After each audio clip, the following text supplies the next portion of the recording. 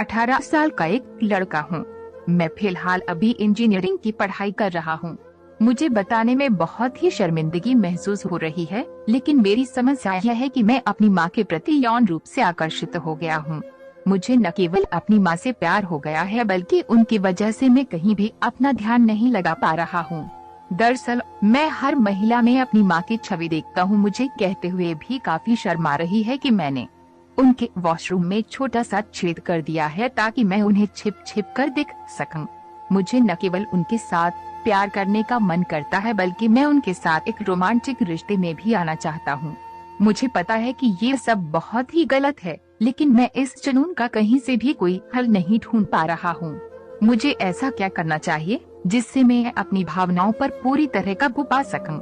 मैं मानसिक स्वास्थ्य थेरेपिस्ट यतीश शाह कहती है कि मैं अच्छे से समझ सकती हूँ कि आप अपनी भावनाओं को लेकर कितना परेशान हैं, लेकिन इसके बाद भी मैं आपको यही सलाह दूंगी कि अपनी माँ के प्रति यौन इच्छाएं रखना बहुत ही गलत है। इस बात से इनकार नहीं किया जा सकता कि किशोरावस्था ने साथ बहुत सारी चुनौतियाँ लेकर आती है, जिसमें बहुत से मुद्दों से निपटना हर किसी के लिए काफी मुश्किल होता है। इसमें शरीर की बनावट से लेकर आत्मसम्मान, शैक्षणिक दबाव के अलावा प्रेम संबंधी भावनाएं भी शामिल हो सकती हैं।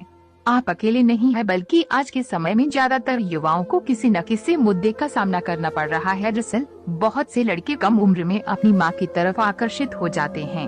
कुछ लोग जहां इस आकर्षण को मन ही मन दबा देते हैं, तो क्यों के लिए इस समस्या का सामना करना काफी मुश्किल हो जाता है। आपके केस में भी मुझे ऐसा ही देखने को मिल रहा है। हालांकि जैसे जैसे वे बड़े होते हैं, तो उनका ये आकर्षण भी फीका पड़ने लगता है। यही एक वजह भी है कि कुछ लोग अपनी माँ के बारे में यौन रूप से सोचने के लिए खुद को दोषी महसूस करते हैं।